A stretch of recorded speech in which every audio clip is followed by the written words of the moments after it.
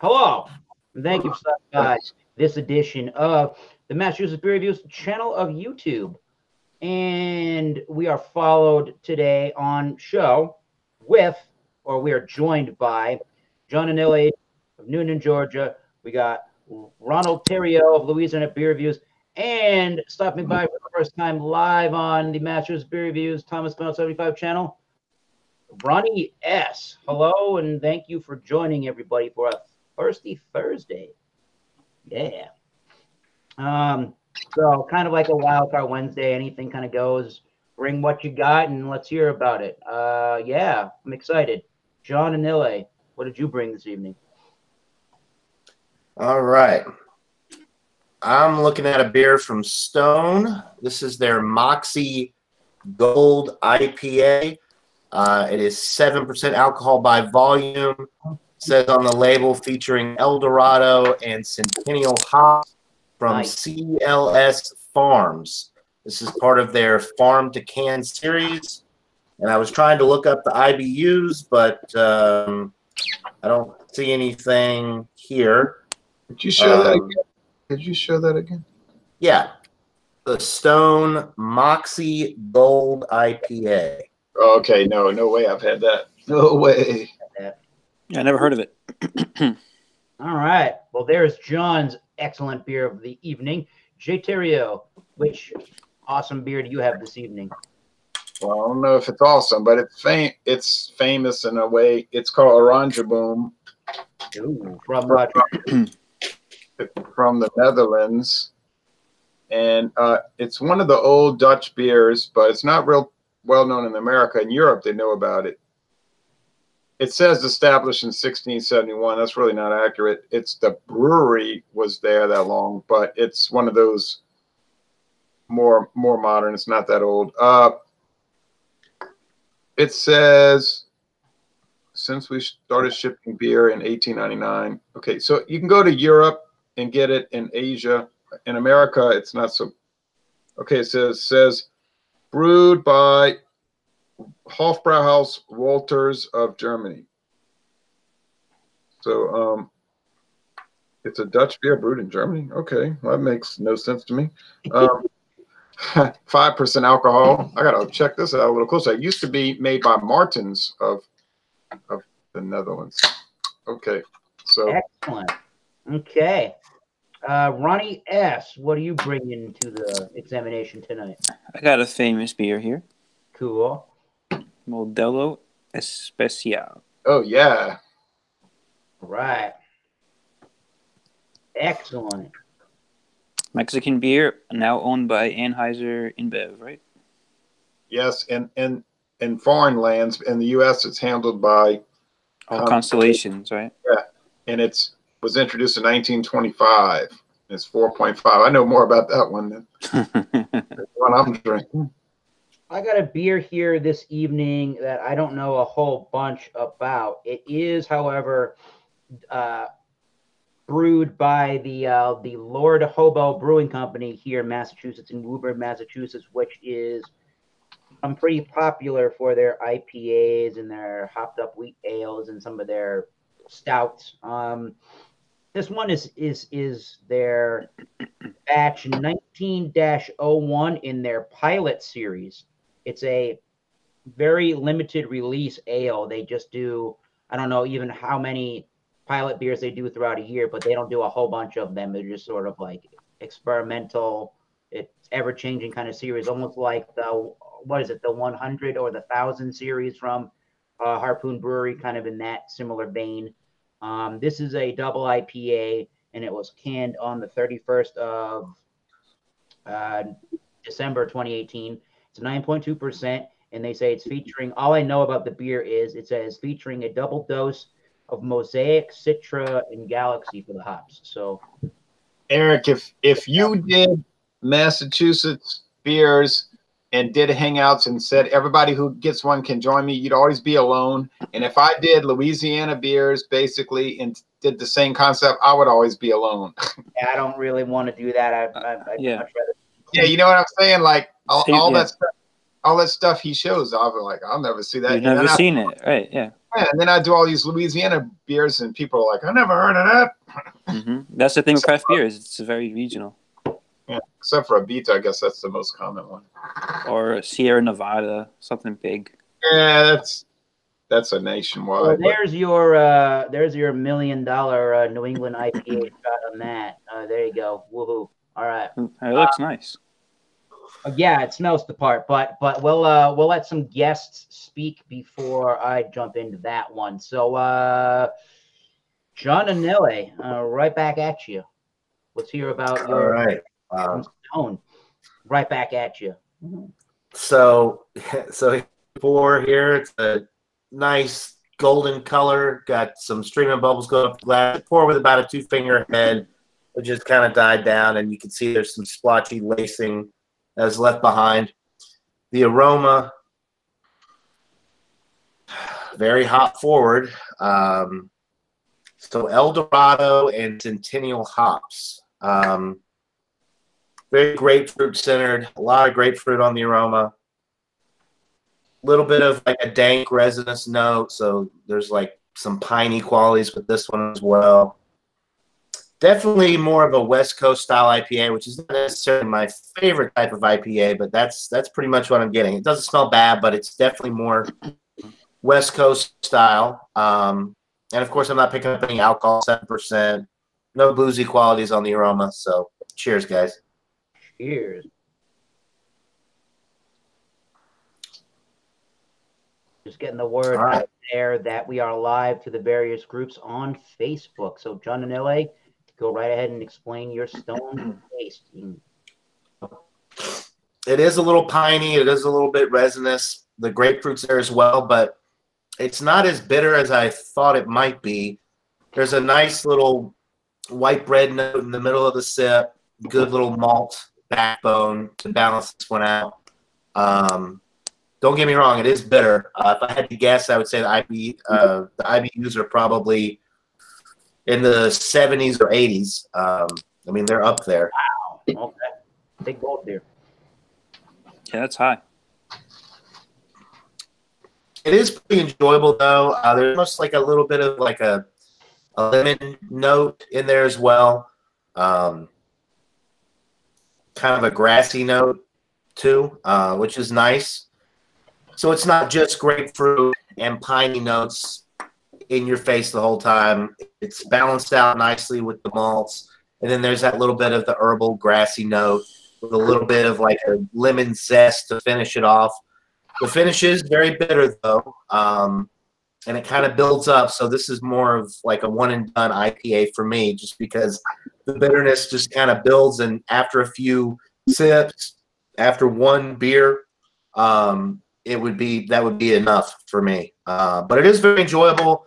I do like it, but this is definitely more of like your West Coast IPA for people that like those piney and dank resinous notes. This would be one to go for sure. So you just do one beer, that's it? You wouldn't be able to have more?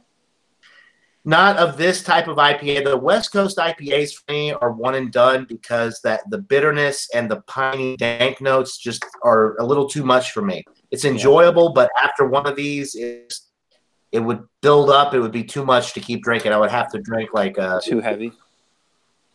Yeah, I guess not necessarily heavy-bodied, but it just lingers. You know, the bitterness lingers, and for me, that's just something I can't really overcome. And, what was the ABV on it?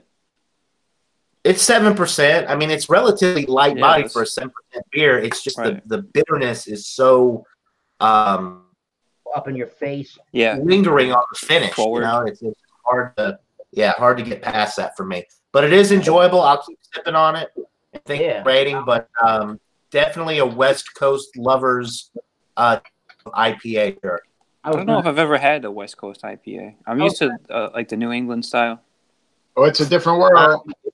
Had like a lot of their stuff is West Coast oriented. Oh, okay. So yeah, I've had Lagunitas. Say that I bet there are a lot of people now. We'll come back as we normally do on this channel to get the final thoughts and grades from everybody else after their initial reviews. But I'm sure there are people that will rate a beer like that pretty high because That's what they want out of a big, bold IPA. And if they're looking for a big, bold IPA, they're going to rate it that high. But if you're looking for anything like that, you might just rate it highly just because that's what you personally like. So just remember, once again, that all of this is pretty subjective to each individual reviewer's palate, and nobody is Of course. indoctrinating these people into giving their ratings the way that they have given it. So on we go to another rating, or at least review. Jay Terrio and Orange Boom.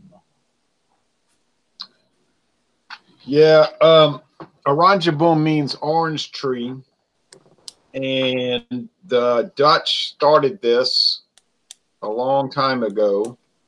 What's that clicking sound? I was clicking a pen. Sorry. Oh, okay. That's okay. I didn't know what that was. All right. About to make me click off. No. So then somehow I'm listening to y'all talking, I'm reading the website and trying to find out how this became a German brewed product. So it's got me kind of discombobulated. But anyway, it's very popular, like I said, around the world. So it's typical, the typical German style, Dutch style Euro lager. It's golden. It has a little bit of head. It doesn't have a lot of lacing. It's 5%. It's sort of a Heineken type, Grolsch type product, right? We're all familiar with that. But it's coming from Walters, Hofbräu, Walters, who makes a lot of interesting tall can beers. I think some of y'all might have had Walters. Walters? Wolters. Yeah, I think so. Yeah, over here in the New Orleans area, we get some Walters brand beers, and then they make a whole slew of other things under these other aliases, trying to make it look like it's a separate company. But kind of like Brown Forman does with whiskey. But the aroma is the aroma. It's full in the nose. It's full in the. You get the barley, the yeast. It's very yeasty. Huh. The flavor, the body's high medium. It's nearly a heavy body beer. I don't know how that would sit well with people. If you're on a diet and want to lose weight, I don't think I would recommend buying this. It does have a lot of flavor. It has the cracker. It has a pretty good amount of bitterness. To me, it seems like it's got a higher IBU than you would get with a Heineken or a Grolsch or a Kronenbourg, because bitterness is really there. Now, it's not up to the level of an India Pale Lager, nothing like that, but it's pretty darn, like a Pilsner. Well, the finish is pretty crisp and refreshing. Hey, you know what? I bought this at Trader Joe's. It was very cheap, and it's a tall can. This is a 16.9 ounce can. It's not just 16. It's the little European 500 milliliters. Hey, I think you might want to go get some Oranje Boom. All right, fun. Hey, my shirt. Okay. Nice. All right. I don't remember thinking the world of it when I tried it once, and then it wasn't really that expensive, and I remember buying it at the local Trader Joe's. Yeah, but that was back from Martens in the Netherlands. I think this German company took control of it and they improved it. I think it's a little different if you went back. Yeah. Okay. Kind of like Anheuser-Busch improved Rolling Rock, which does Trader Joe's usually have good beer selection? Oh yes. I've never been. I should try it. And they're cheaper.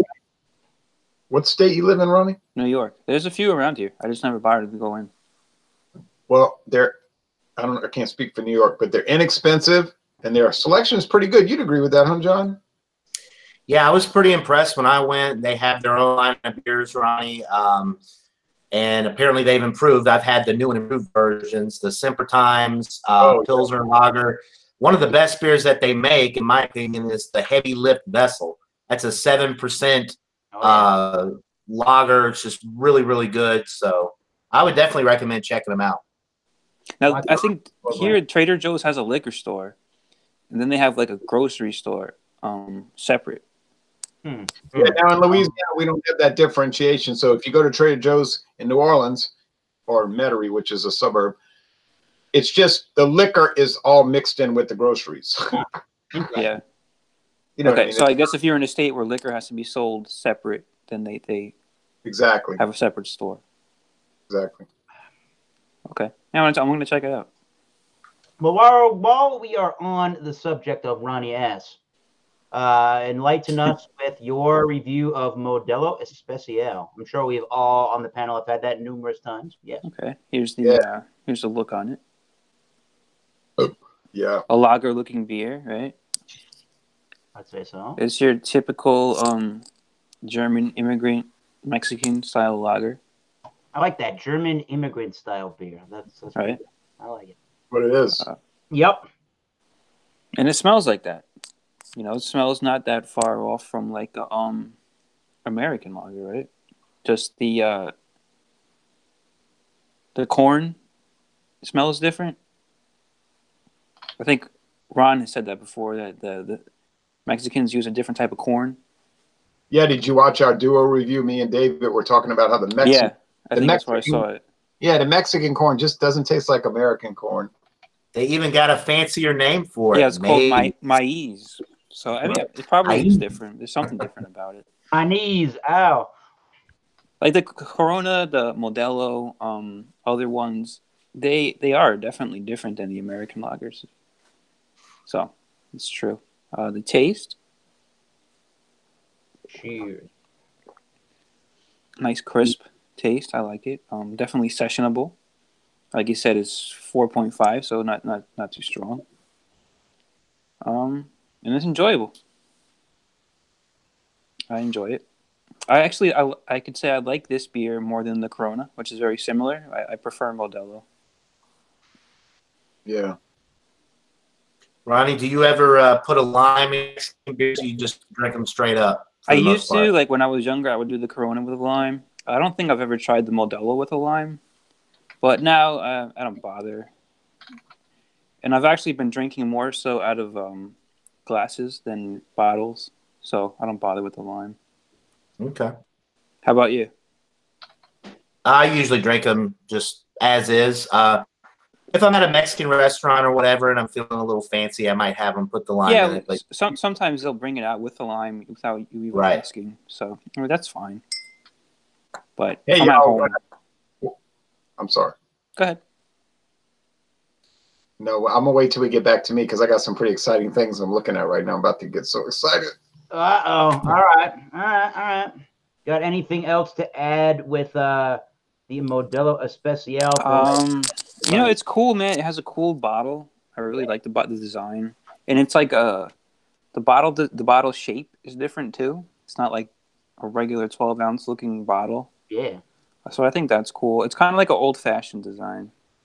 It was from 1925, so I guess they're trying to keep it like old-fashioned looking.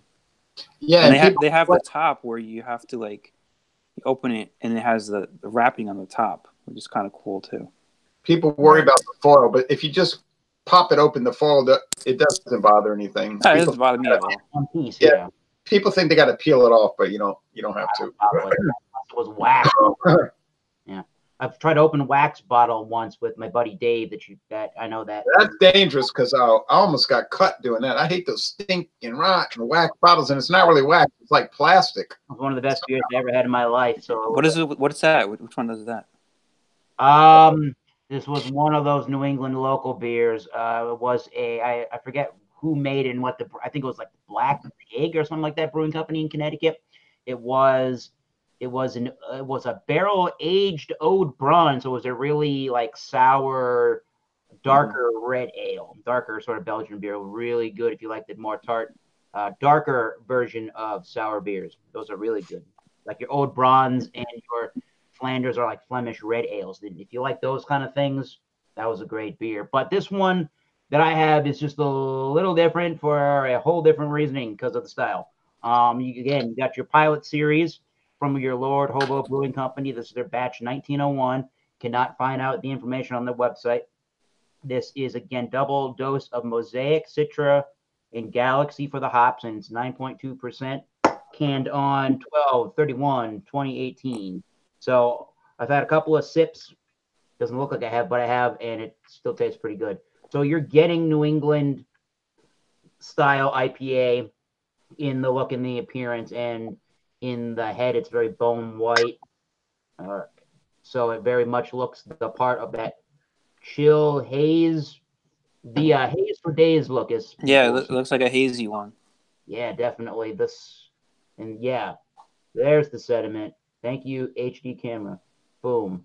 The smell on this one is, I'm getting a big white wheat malt. It smells like it has that sweet wheat malt, white wheat kind of a note to it. Yeah. Not really a lot of graininess. So in my mind, it's not coming off as flaked oats. It's coming off as the white wheat malt. There's a lot of sweet orangey notes. There's a lot of sweet pineapple notes in it. Lots of pineapple with the orange underneath. I would be lying if I didn't say grapefruit, but I would actually say pineapple with the orange underneath it in aromas. A lot of white bread contributing from the white wheat malt.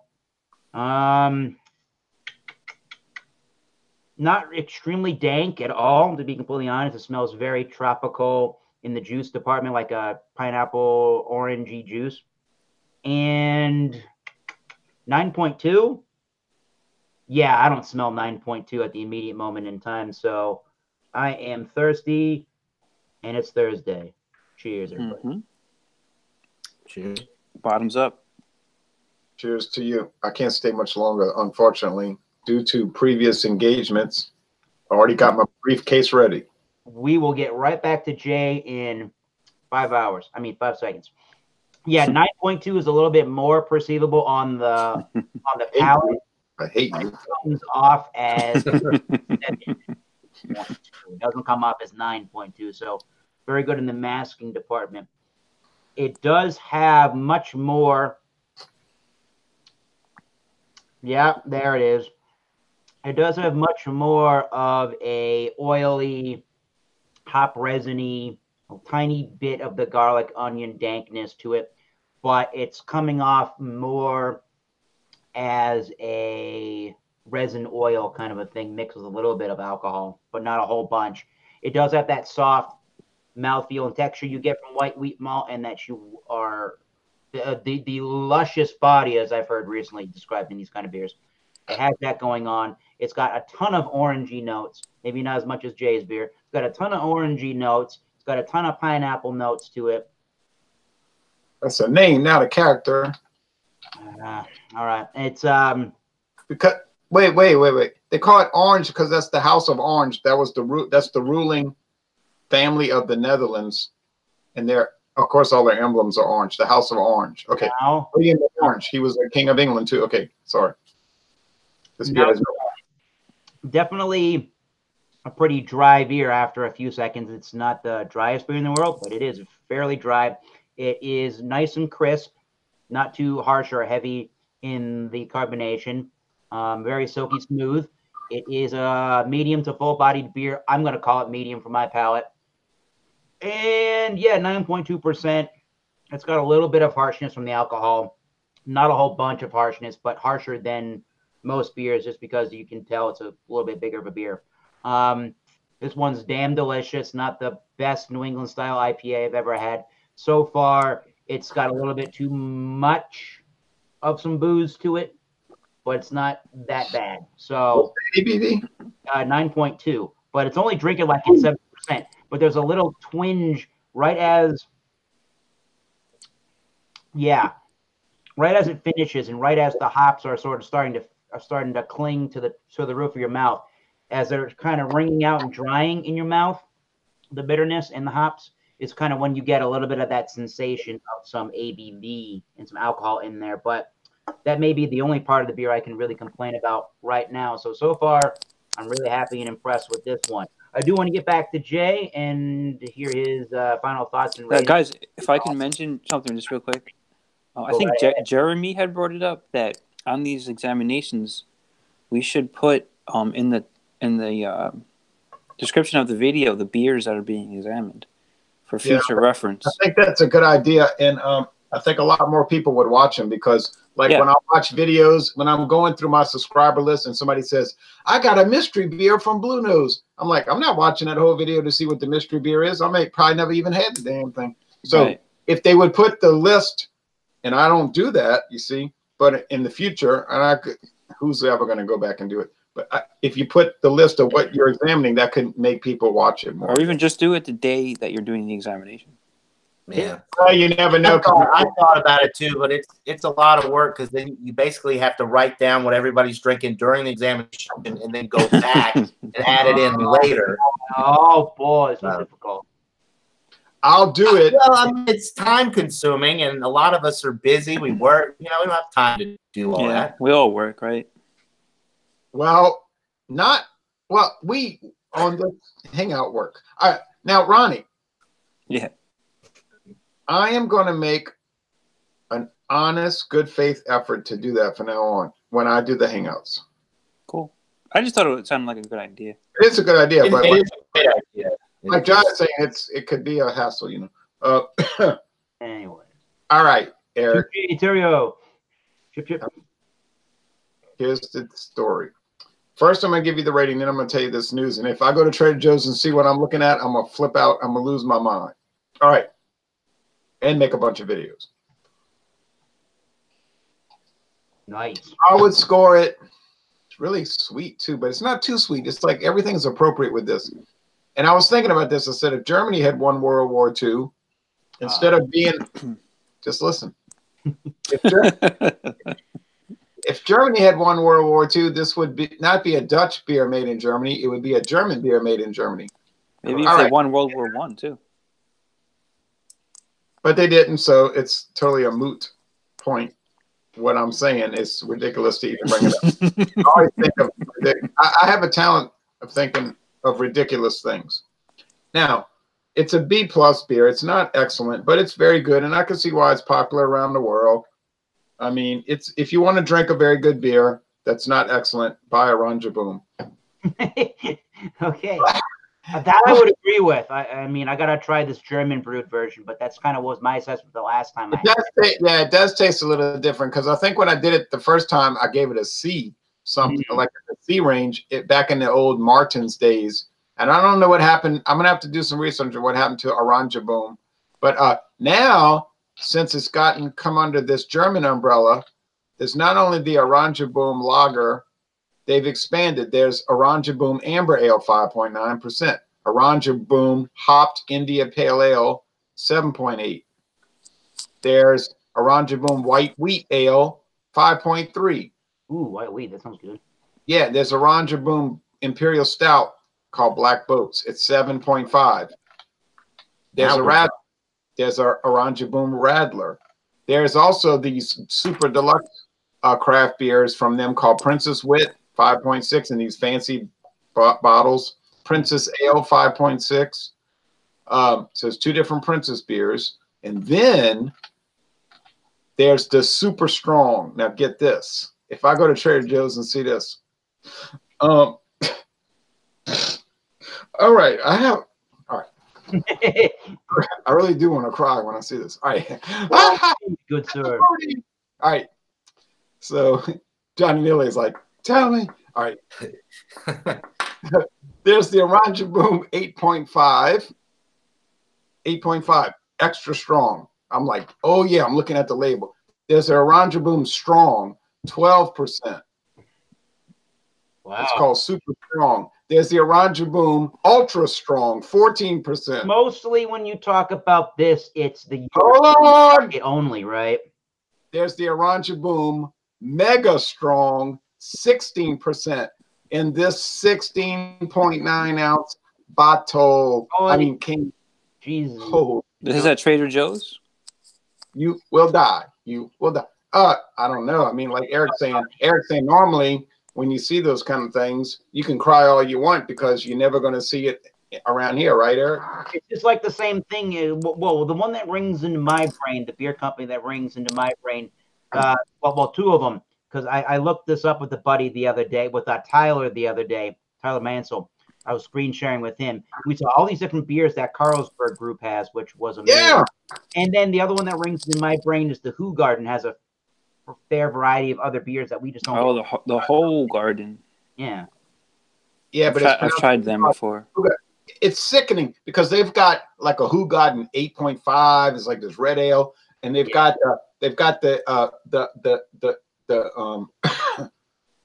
what's it? I was about to say Goslin. What's the one with the flip top can from the Netherlands? Oh, you're talking about the Grolsch, right? Yeah, Grolsch. They've got the Grolsch Cannon. 11%. Now they've got these Oranjeboons, the Mega Strong 16%. I mean, I'm sure you would be very sick if you drank it a 16.9, and it would be a very bad. You'd have to share it with friends. Just drink a little. But golly, people would buy it. Don't you think people would buy it in America if they could get it? Yeah, I'd buy it. People would try it. At least to try it. Yeah. They've got one customer right here. Yeah. Yeah, like So in Georgia, they have at least one customer. That's right.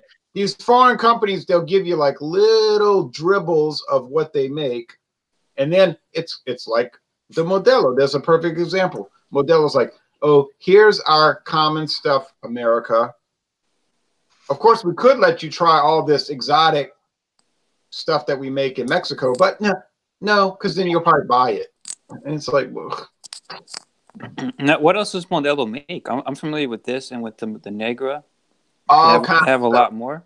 All kind of stuff. You got to get on their Mexican website. It's the same thing with the Dos Equis.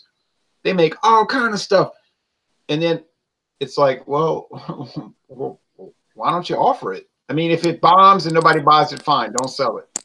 Yeah, but don't sit there and show it on your website and then but we can't get it. I mean, it's just frustrating. It's irritating, and then I got to drink stuff that.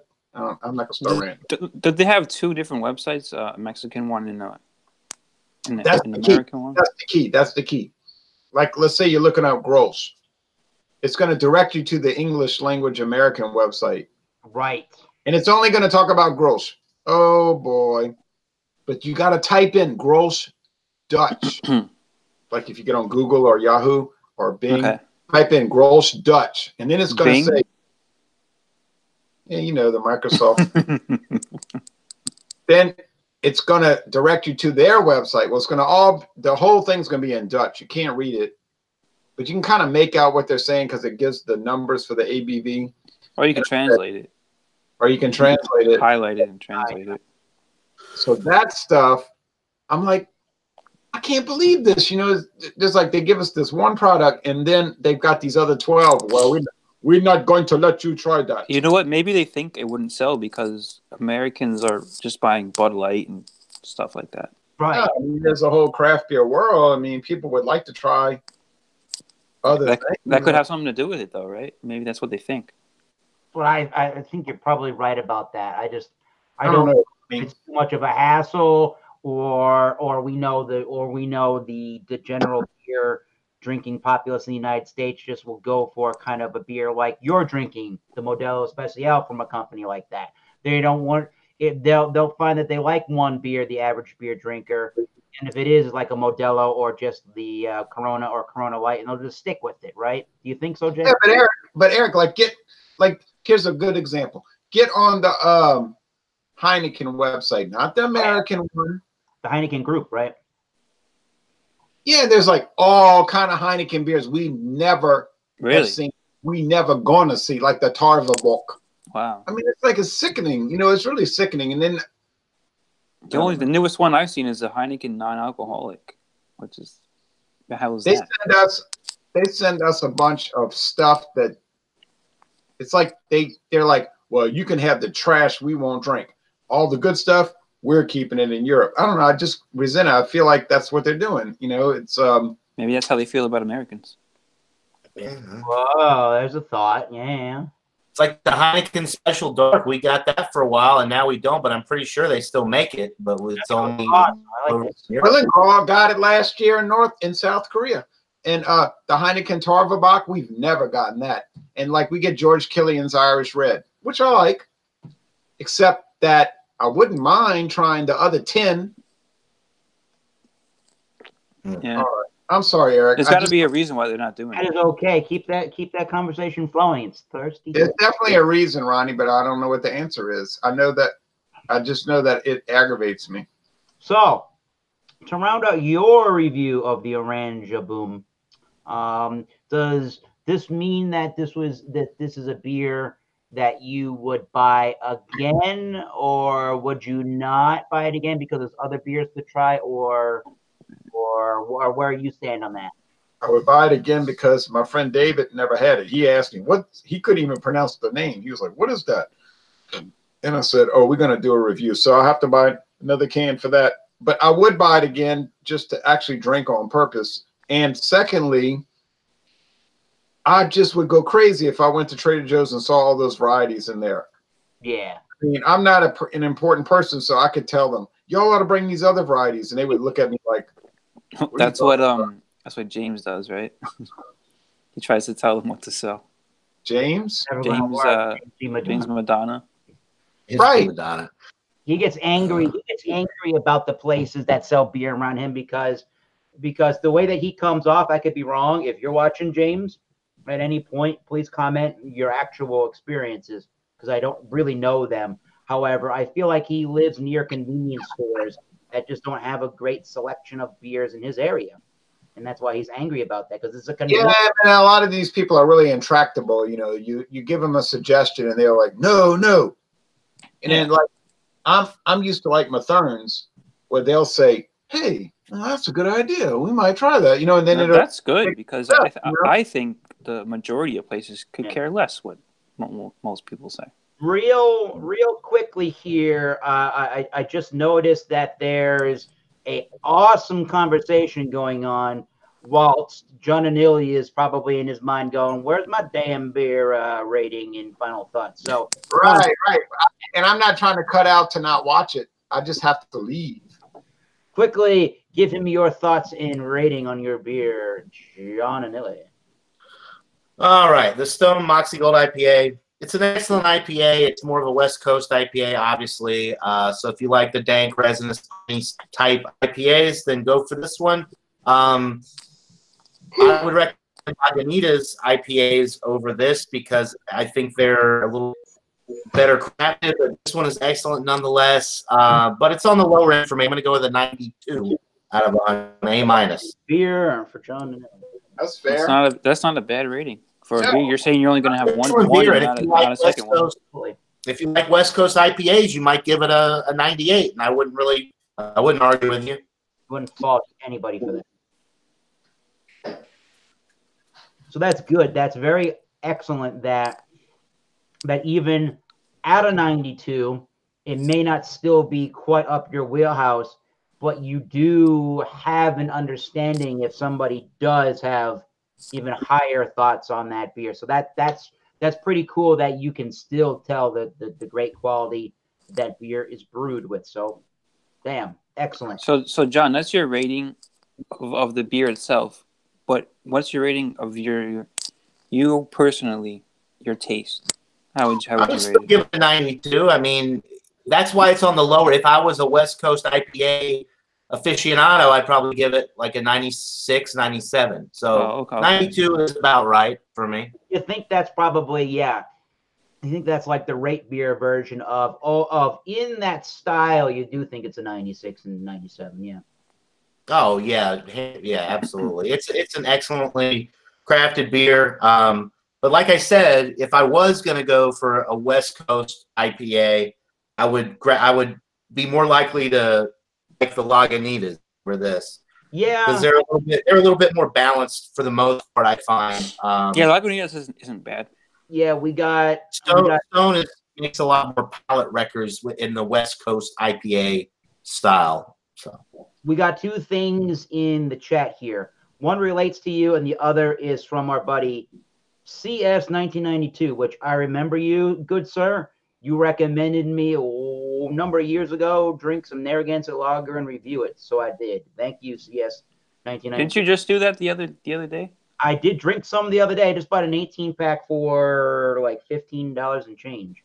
Very excellent beer. I normally don't buy it when I'm at home, but I buy it when I'm out and about because me living in Massachusetts and then southeastern Massachusetts and then going into Rhode Island, obviously Rhode Island, it's the house beer of Rhode Island everywhere. So it's around here a lot too. I think it's made upstate New York. yeah, it's made at the Rochester, New York Genesee factory. I think for adjunct lagers, for the both of us, that's like one that you have to gravitate towards if that's your thing. I mean, really good solid flavors for that category of beer. So speaking of all those lagers and pilsners, CS 1992 says that he just finished a Yingling Golden Pilsner, which I had once. I made look back at that beer. Then Gabriel Salaya is watching. Hello, good sir. What's up, Gabe? He said in response to kind of what you're doing, John, that Stone IPA is 6.9% ABV and 65 IBU. So I think, tell me if I'm wrong, Gabriel, I think he's kind of trying to say that seems like it may be a little bit more balanced of a West Coast style IPA, a little bit easier going. Probably, I haven't had that one in such a long time too, but that's probably true compared to the Stone beer that you brought this evening, John. Right. Guys, I'm going to go refill. I'll be right back. Excellent. I'm going to go and try to rate this beer. I'm really conflicted. I think it probably is the lowest end of knock my socks off at probably about a 9. At probably about a 90. There goes 9.2%. 90? And what? Yeah. I guess I'm going to go with the 90 on this one out of 100. Yeah, this is like, I don't really want to say it's not knocking my socks off, but it's like very minimally sort of like, this is pretty cool. Yeah. It's knocking your shoes off, but not your socks. Yeah, it's like minimally, this is pretty cool. I do like discussing beers that nobody can get because nobody can relate to them, and that's why they hate this beer review channel. No, I'm joking, but seriously. Hey, Ronnie, what do you score it? He went to refill a beer. I don't remember what he rated. Did I skip Ronnie? He's refilling a beer. We'll get right back to Ronnie. I was listening to y'all. Well, I'll watch the playback later. So, all right, I got to go to the meeting, and they're going to say, "Where is he? Where is he?" All right, 9 out of 100.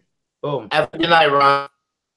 Thanks, y'all too. And then, if y'all do a hangout tomorrow, I will not be there. Cheers, anyways. Because of other things going on. Okay. Cheers. Cheers to you. Bye-bye. Uh-oh. Gabriel's bathroom reviews. No. This gets a little better as the room temperature gets to it, and it brings out some sweetness, and it minimizes down on some of the alcohol notes that weren't really that prevalent, but it is compared to a lot of IPAs that I drink. So I'm still going to keep it a 90. I think I'm going to keep it a 90 for that very reasoning, which is I think that it is just a little bit too on the boozy forward side. Again, doesn't really hamper down on the drinkability, but it is a little bit more and has a little bit more of that alcohol sort of a twinge to it as it dries than I would like in the beer.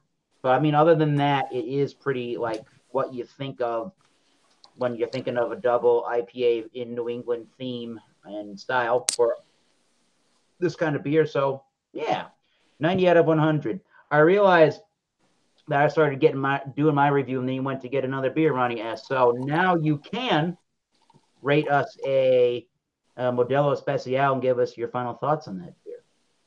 All right. I just poured another one, so I'll show you the head on it, if you like. It's pretty small. All right. I'll give it one more taste. Got to get a fresh beer for a fresh rating. Not bad. I'm going to give the rating a 95 out of 100. Wow. Now, your 95 is based on beers overall, or just on your personal preference for said beer? I'd say definitely my personal preference. I like this beer a lot. Yeah. But beers overall, I would think. I mean, it has to be a good beer. It's made well. It's made. The Mexican beers are made pretty well. They're known that they're good quality beers. Sure.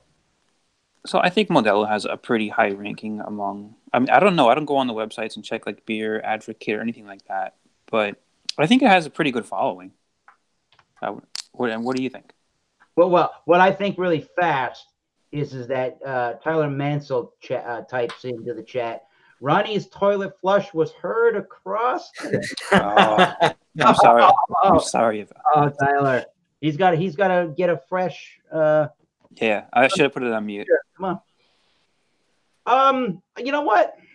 I'm not really sure 100% what my opinion is on this being a beer reviewer, but I know John is a lager lover. So, John, what's your opinion on like this one and their quality? I think that Ronnie's spot on. I think it's a solid A. I'd give it a 95 out of 100 for my personal taste and for the style. It's an excellently made adjunct lager. So let's see here. Let me go on Modelo. Now, what's your opinion of it, Eric? Yeah, my opinion is it's probably not that far off. But I would probably rather drink a Modelo. What do they call it? Modelo. The Negra? Yeah, I would rather drink that one. You know what's funny? I've never tried that one yet. I really got to try it. To me, there's just a little bit more character going on with the toastier malts in it. But John has noticed, and I think he's probably right. John has noticed for me personally, not like I've gone my life without macro beers side by side with my craft beers, that I drink both just the same.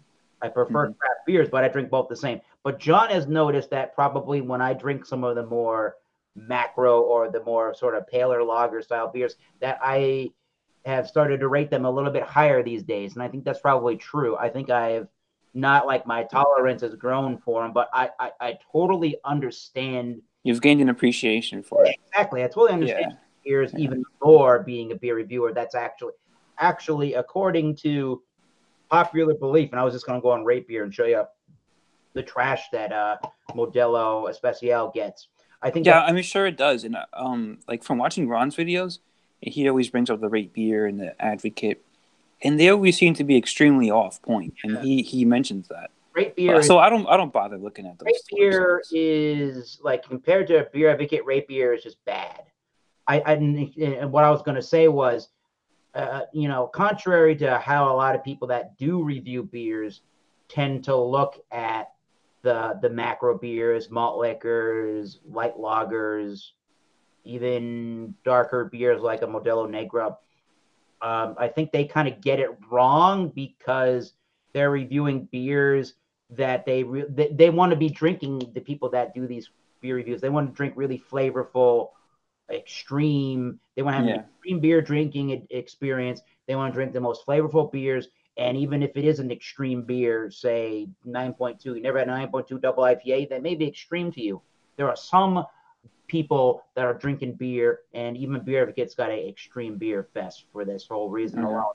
There's some people that want the most extreme beer. That's extreme?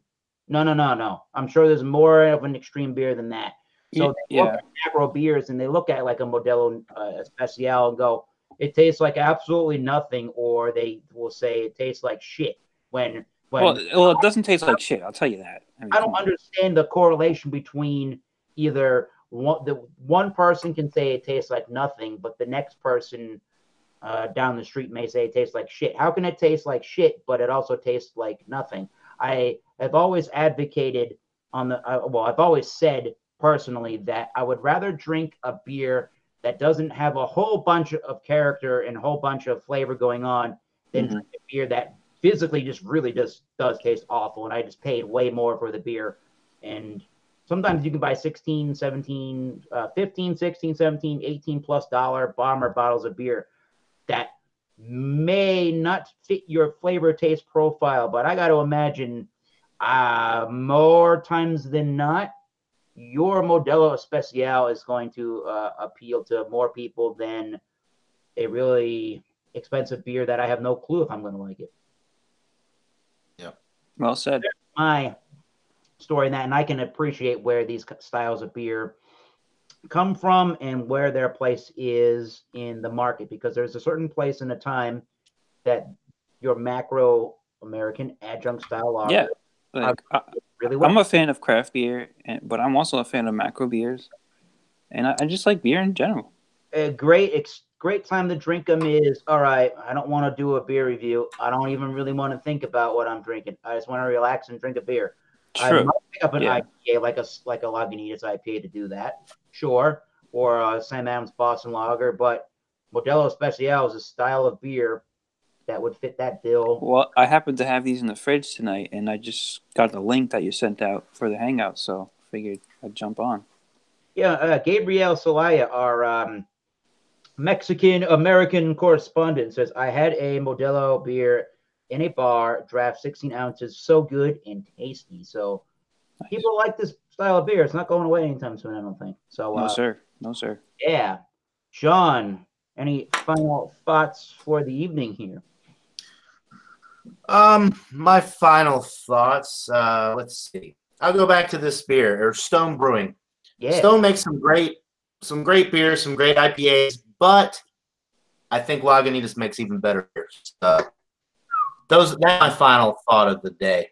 How do you like the Lagunitas little something something? It's good, yeah. I haven't had that one in a while, but I would definitely prefer that one to the Stone. And Jeremy was on. I guess it was yesterday. And he had a Stone IPA, and he kind of had the same. He was kind of like, it's good, but it's not as good as it could be. We have a special request here from our good buddy over on One Sip at a Time. What's up? I want to see a Nilly chugger down. Oh no. Oh, okay. Well, here you go. There's only a sip left, so here you go. Oh, boo. That's how this is going to happen, girl. Come on. There you go, Trish. Cheers. That's what you get, Trish. All right. Hazy little thing. Blah, blah, blah. Something. Is that a pale ale, an IPA, or a wheat beer? Nobody seems to know what it is. Which one? The little something. I thought it was an IPA.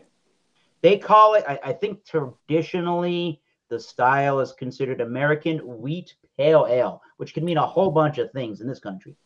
Well, pretty much every beer that Lagunitas makes, they call them different things, but they can pretty much all be IPAs because they're all very, very hoppy. That's Lagunitas' thing, Even if it's not listed as an IPA, it's pretty much it's pretty much an IPA style, right? Classified as an IPA if they wanted to. You were getting chastised by Miss Trish by saying weak. No, I'm just teasing, and that's what she says. Trish. All right. Yeah. So Ronnie, final thoughts and conclusions for tonight's Thirsty Thursdays edition. Final thoughts on anything beer related for the evening. On your beer, anything. What's on your mind as we close out another one? Let's see John chug one down. Oh, John. No. Oh, that maybe off air. Maybe we'll get to John off air. Who knows? Goodness. No, just kidding. Final thoughts are chug her down, John. Let's go. No. Final thoughts are. I don't have any final thoughts. I think I said everything. Don't discriminate and hate until you've tried the beer. Boom. And my prime example where I gotta stop doing the discrimination and hating is Clamato and Chalata beers. Oh, those are good beers, man. I already judged the book by its cover. They're very low ABV, I've found out, but they're tasty as hell. I already judged the book by its cover. Maybe I shouldn't, and I should just try one at the price cut because I already know I don't like Bloody Marys. I had one once, and I was not a fan of the tomato juice. But maybe there's something going on about it. Yeah, if you really don't like tomato juice, then you're not really gonna like it because that's a big taste of it. All right. I would say I'm pretty certain if you don't like Bloody Marys, you're probably not gonna like it because it's basically the same thing, but it's made with beer instead of vodka. So got some. Yeah. We got some comments coming in. Boss with the letter 0 beer reviews says drinking some big old stouts tonight. Big Boom. old stouts. Save those for Sunday, man. Bot Robinson. Fucking Bot Robinson while I drink my fucking Lord Hobos. Hey, Eric, good vibes tonight. Checking in and keeping it simple with some Coors Extra. Man, Bart, I'm jealous, man. I wish we could get the Coors Extra Gold here. Coors Extra? What is that? That's sort. Is that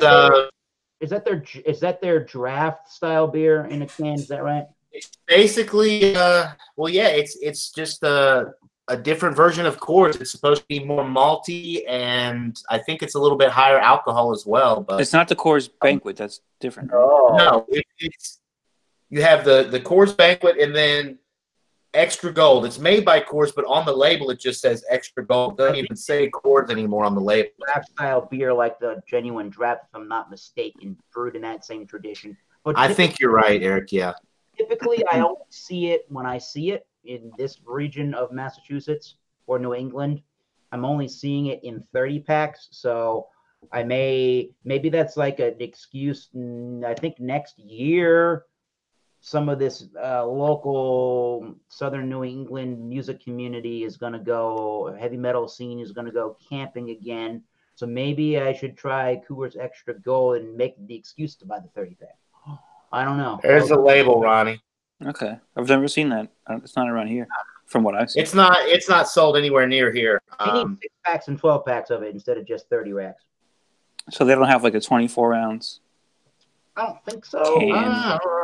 Not that both of us are there. The only thing I've ever seen from Coors is the Banquet and the Coors Light. I've never seen. I don't think I've seen anything else. I don't think they make a Rattler. Could be wrong about that. Maybe they did. No, they did like a Coors Summer Brew one time, but I don't. They even did. Really? Yeah. They did, huh? That is like basically a Rattler shandy type beer. I don't know if they do it anymore. Probably not. I don't think so, because I got that. I remember when they first came out with that, it was available here, and then it just disappeared. So We'll see in the my summer. guess would be that it didn't sell very well, and they just cut it. Oh, that was Bart Robinson, and then Gabriel Solias going off of Stone Brewing Company here again and saying, am I arrogant bastard enough to drinking beer? Yes. Sure, Gabe. Yes, Yeah, maybe you are. Sure. Yes, you are, arrogant bastard, Gabriel Solaya. We're all arrogant bastards and Says Extra Gold is in Total Wine in Albuquerque, New Mexico. Go buy some and tell us how it tastes, Gabriel. We're going to be looking forward to your review. It tastes like a wheat beer without the wheat, correct? I challenge you, Gabriel, to get some Extra Gold and bring it on Wildcard Wednesday next week. That's what I want to see. He also says 30 packs. So it seems like there are a big old 30 pack of beer in most spots in the country, which is kind of a shame, but why not, right? Yeah, why not? Buy a 30 pack. I still haven't bought a 30 pack yet in my life. So one day. But I'd buy a 30 pack. Ooh, I should have done that when I turned 30. My first 30 while turning 30. I missed out on that. Boo. Anyways, Bart Robinson, to end out our evening before we go off air, says, hey, Gabriel, I get mine in South Jersey and Delaware. Again, he says, 30 pack. So I guess Coors Extra Gold is just those 30 packs these days. How much does it cost? Yeah. How much are you getting charged for your 30 packs? Bart Robinson, chat really fast. I'm just curious. Coors, it can't be too much. It's usually lower priced. Albuquerque, New Mexico is 6 hours away from Gabriel and the Phoenix area. No, Extra Gold is not that close to Gabriel Solaya at all. Oh, okay. Come on, Gabe. You can try. Take a bus, Gabe. Take a bus, Gabriel. I mean, the beer's got the Pilot Series Double IPA. It's got really nice lacing. It looks good in the glass. Kind of sticky body a little bit. So I'm gonna go with. I said medium to full, but I'm gonna pretty much go with, for me, a medium body. It's not too. I mean, this style of beer, you don't really want like a New England style to be hugely. You don't want it to be so big that you can't even drink it. The whole style is like typically very drinkable. If you've had some different New England IPAs, they're always extremely like quaffable and crushable. And I like the New England IPAs, the style a lot. I've been drinking that lately. It's the juicy hazy stuff. yes, oh yeah. You like that too, right, John? The which one? The juicy hazy IPAs. Oh, the Sierra Nevada one or the New Belgium? Well, I mean, any of them really. The Sam Adams one is good. Yeah. I love the New England style IPA. I wish I had a New England style IPA instead of this one tonight. I would have liked it a lot more. Yeah. Yeah, I like the juicy hazy ones too, man. It's good stuff. You know what it is? It has high ABV or somewhat high. Usually like 6 point something. Mm-hmm. But it's just so juicy and tasty, you don't even realize it. Yeah, well, and you get all the hop characteristics that you want from the beer without it being over bitter, because they add the hops in later to provide the flavor without actually like boiling it in there with the actual brew. Gabriel just said to Bart Robinson about acquiring the 30-pack of Extra Gold in Albuquerque, New Mexico. He said, if you paid my plane ticket, I'll go and buy it. Wow. Oh, my God.